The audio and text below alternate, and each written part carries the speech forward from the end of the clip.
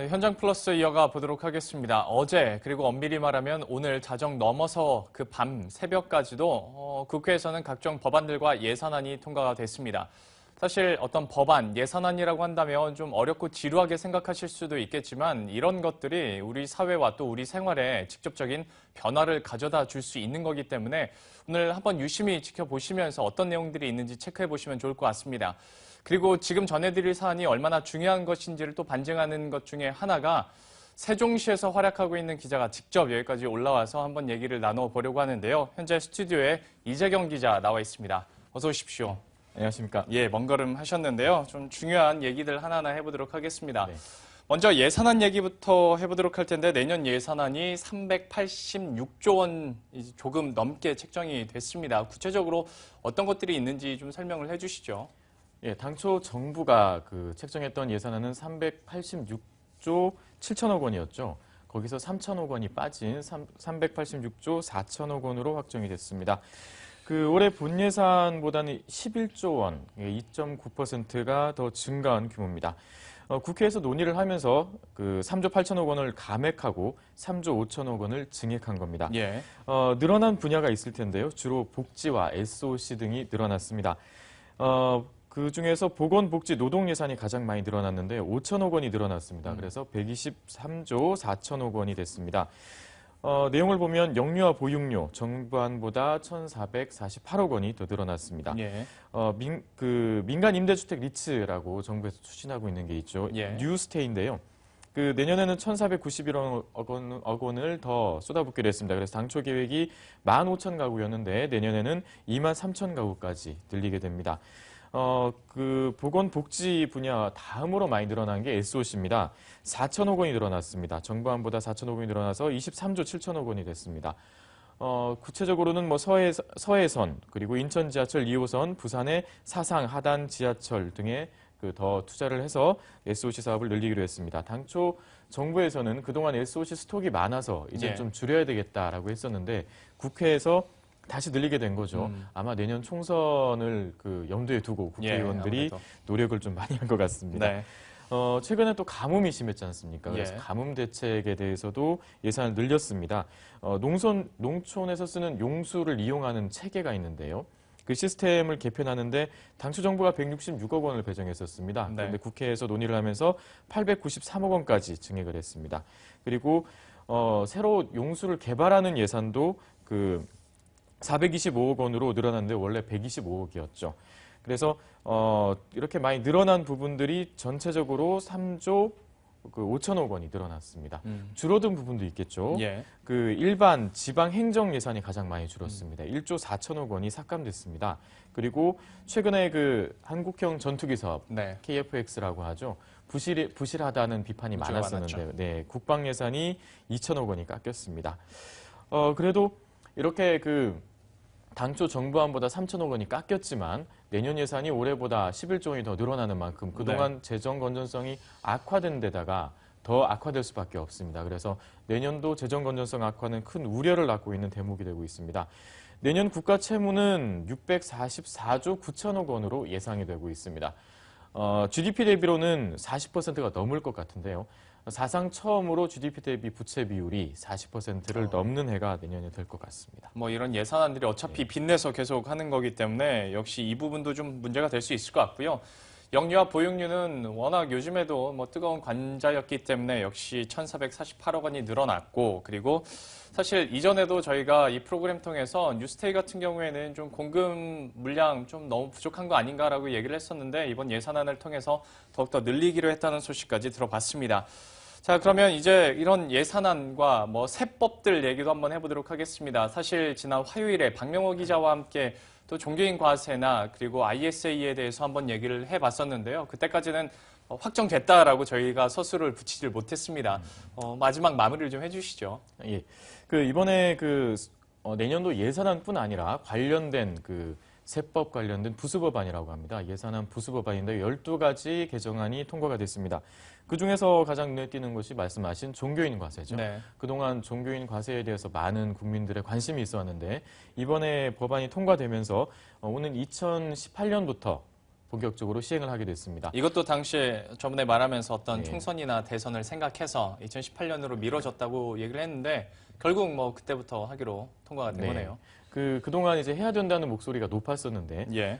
그래도 이제 좀 미뤄지긴 했지만, 그동안 계속 매년 미뤄져 왔었거든요. 네. 그러다가 2018년부터 본격적으로 시행을 하기로 못을 박았으니까, 이젠 더 이상 미루지 않고, 그러네요. 예, 시행이 됐으면 좋겠다는 개인적인 바람입니다. 예. 이번에 좀 바뀐 게 있습니다.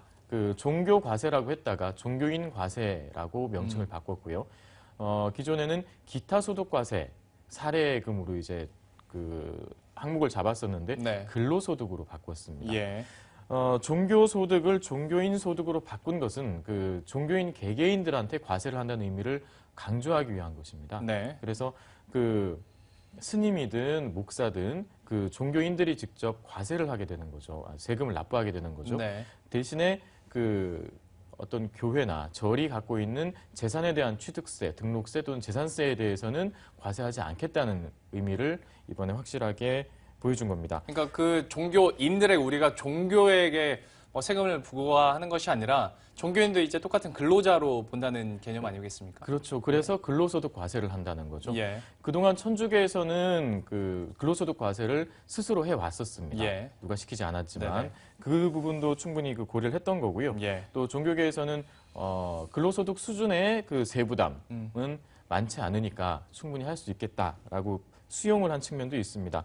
그리고 좀 영세한 교회나 절들도 있지 않겠습니까? 네. 그런 경우엔 다른 근로자들처럼 근로장려금이나 자녀 장려금을 받을 수 있는 이점도 있습니다. 그래서 근로소득으로 이제 추진하게 된 거죠. 예.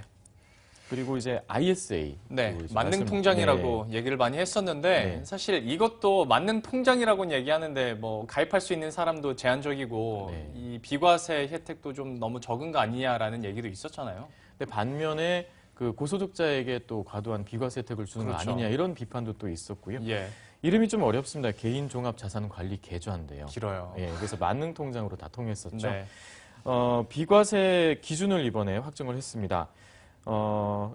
총급여는 5천만 원 이하 근로자, 그리고 종합소득은 3,500만 원 이하 사업자에게는 250만 원까지 비과세를 해준다는 거고요. 네, 그리고 그 외에는 다 200만 원으로 한도를 정했습니다. 이거는 한 계좌 내에 여러 가지 계정들이 들어있지 않겠습니까? 예, 그렇다 보니까 그때그때 과세하는 건 아니고 만기가 돼서 이제 정리를 할 때 한꺼번에 이제 몰아서 과세를 하게 되는 겁니다. 그래서 의무 가입 기간이 있겠죠. 예. 그게 5년입니다. 5년인데 15에서 29세의 청년, 그리고 아까 말씀드린 대로 총급여 5천만 원 이하의 근로자나 3,500만 원 이하의 사업자 같은 경우는 3년으로 단축해 주게 됩니다. 전체적으로 이제 ISA 데이에서 한번 얘기를 해봤고요. 그때 박명호 기자랑 얘기했던 게 그 무늬만 법인차 얘기도 좀 했었거든요. 네네. 이것도 역시 확정이 됐죠. 예, 그렇습니다.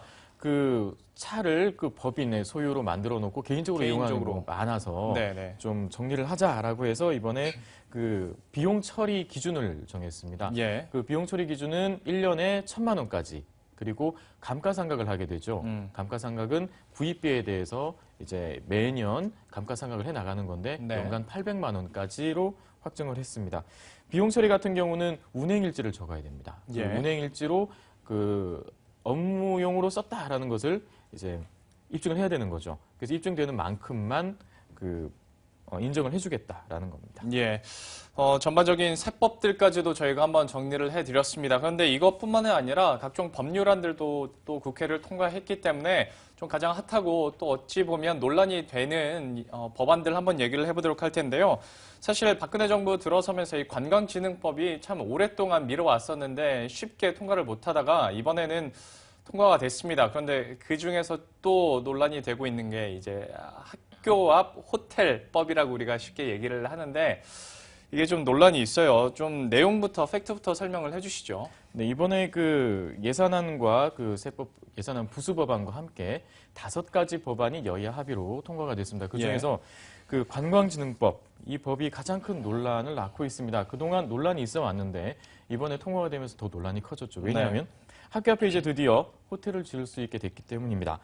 학교보건법이라는 게 있습니다. 학교보건법은 학교 경계선을 기준으로 200m 이내에 학교 환경위생 정화구역을 설치하도록 하고 있습니다. 예. 이 정화구역 내에는 호텔이나 여관, 여인숙 이런 걸 지을 수 없도록 명문화하고 있습니다. 네. 그런데 이 명문화하고 있는 걸 피해가기 위해서 관광진흥법을 개정을 한 겁니다. 네. 이 관광진흥법에는 학교의 정문으로부터 직선거리로 75m 밖에서 그 관광호텔을 지을 때는 이 학교보건법의 정화구역의 그 규정을 피할 수 있도록 예. 조항을 박아 넣은 겁니다. 그러다 보니까 그동안 이제 학교 근처에 호텔을 지을 수 없었던 것들이 거의 다 풀리게 되는 일이 생길 수 있습니다. 예. 가장 대표적인 게 대한항공이 경복궁 옆에 7성급 그렇죠. 호텔을 지으려고 했다가 이 학교 환경위생 정화구역에 걸려서 무산된 적이 있었죠. 네. 근데 이제 무산됐지만 대한항공이 다시 한번 추진을 할 수 있는 단초가 됐을 수도 있고요. 그것보다 더 큰 문제는 학교 근처에 이제 호텔이 들어서게 되면 이제 학부모들의 반발이나 또 이제 학교의 주변의 환경에 영향을 많이 미치기 때문에 그 많은 사람들이 반대를 하고 이제 더 그 논란이 커질 수 있는 가능성이 높아질 것 예. 같습니다. 뭐 대한항공 호텔이 항상 예시로 나오다 보니까 감이 안 오실 수도 있는데요. 뭐 서울이나 경기도권은 이제 학교 정문으로부터 75m 아이들이 달려서 10초에 닿는 거리만 바깥으로 나가면 이제 호텔이나 여인숙, 여관 같은 것들이 들어설 수 있다는 겁니다. 물론 뭐 다른 보도 같은 경우에서는 뭐 규제가 좀 더 그러니까 검사가 철저해졌다. 원스트라이크 아웃제도 뭐 많이 나오고 있다라고 얘기는 하고 있긴 합니다만은 조금만 상상해 보시더라도 이게 얼마나 조금은 터무니없는 비판인지 그리고 옹호론인지도 좀 여러분들이 아실 수 있을 것 같고요. 학교 분위기가 좀 어수선해지는 건 당연해질 것 같습니다. 이 부분에 대해서는 뭐 계속해서 좀 논란이 있을 것 같고요. 이 외에도 다른 법안 통과들 팩트 확인도 계속해 주시죠. 네, 같이 통과된 법안이 의료 해외 진출 및 외국인 환자 유치 지원에 관한 법률이 있습니다. 우리나라 의료기관이 해외에 나갈 수 있도록 세제 지원이나 여러 금융 지원을 해줄 수 있는 내용들을 담고 있습니다. 그리고 외국인 환자를 유치했을 때 그 외국인 환자가 믿을 수 있도록 책임보험을 가입하게 한다든지 또 그 공항이라든지 항만에 그 병원 광고를 할 수 있게 해준다든지 하는 내용도 담고 있습니다. 그리고 또 재밌는 게 있는데요. 전공의의 수련 환경 개선 및 지위 향상을 위한 법률이 또 따로 있습니다. 네. 특정 직업에 대해서 이렇게 법률이 그러게요. 딱 생기는 것도 있고 흔하지 않은 일이죠. 네. 이게 전공의에 대해서. 근데 그동안 그 전공의들 뭐 이른바 병원의 인턴의 레지던트인데요. 환경이 너무 안 좋아서 네, 이런 얘기가 나오는 건가요? 근로 조건을 거의 이제 그 근로기준을 지키지 않는 경우가 대부분이었죠. 네. 사각지대에 있었는데 전공의의 주당 최대 수련 시간을 88시간으로 제한했습니다. 네. 그리고 연속으로 근무했으면 10시간 이상을 쉬도록 법으로 그 쉴 수 있는 시간까지 박아주는 그 친절한 법안이 되겠죠. 예. 예. 그리고 복지부는 수련 환경 평가위원회라는 걸 두 개 해서 그 전공의 수련 환경이 얼마나 괜찮은지 나쁘진 않은지 그걸 점검하도록 해서 수련 병원을 지정을 할 때도 그 반영을 하도록 그렇게 했습니다. 모자 보건법이라는 것도 국회를 통과했습니다. 예. 이번에 좀 많은 사람들이 이제 관심을 가지게 될 것 같은데요. 산후조리원에 가면서 네. 누구나 이제 아이를 낳으면 산후조리원에 가게 되는데 네. 가서 불만이 많이 생길 수밖에 없습니다. 네. 뭐 예를 들어서 환경이 열악하다든지 아니면 그 종사자들이 과연 그 건강하냐 이런 부분도 한 번쯤 생각을 해볼 수가 그럴 수 있지 있겠네요. 않겠습니까? 예. 그리고 또 그 계약을 했다가 철회하는 경우에 환급을 못 받는 경우도 많이 있었거든요. 그래서 산후조리원에 계시는 분들은 반드시 예방접종을 하도록 규정을 했고요. 예. 중도 예약을 할 때 환불 기준을 명문화하도록 했습니다. 그리고 다태아, 즉 쌍둥이 이상, 다태아를 출산할 때 지원을 할 수 있는 법적 근거도 마련을 했습니다. 요즘 또 결혼이 늦어지면서 난임 시술을 하는 경우가 많은데 예. 그 난임 시술 의료기관에 대한 평가는 사실 흔하지 않습니다. 뭐 입소문에 의해서 어디가 이제 난임 시술을 잘 하더라 그렇죠. 이렇게 찾아가는 경우가 많은데 그에 대한 평가 시설을 마련해서 평가 결과를 공개하기로 했습니다. 그래서 지금 저출산 시대에 그 출산에 대해서 믿고 좀 더 신뢰할 수 있는 정보에 접근할 수 있도록 여러 가지 데이터를 통계 데이터까지 축적을 하도록 이렇게 법에서 규정을 했습니다. 예. 이렇게 해서 전체적으로 어제 그리고 오늘까지도 국회를 통과한 예산안 법안들을 한번 얘기해 봤는데요. 초반에는 역시 좀 지루하셨을 수도 있겠지만 뒤로 가면 갈수록 이게 우리들 이야기가 되겠구나라는 생각 많이 하셨을 것 같습니다. 과연 이것이 진짜 우리 사회에 어떤 변화를 가져다 줄지도 여러분들도 한번 이렇게 유심히 그리고 집중적으로 비판적인 눈길로 한번 지켜보시는 것도 좋을 것 같습니다. 지금까지 이재경 기자와 함께했습니다. 고맙습니다. 감사합니다.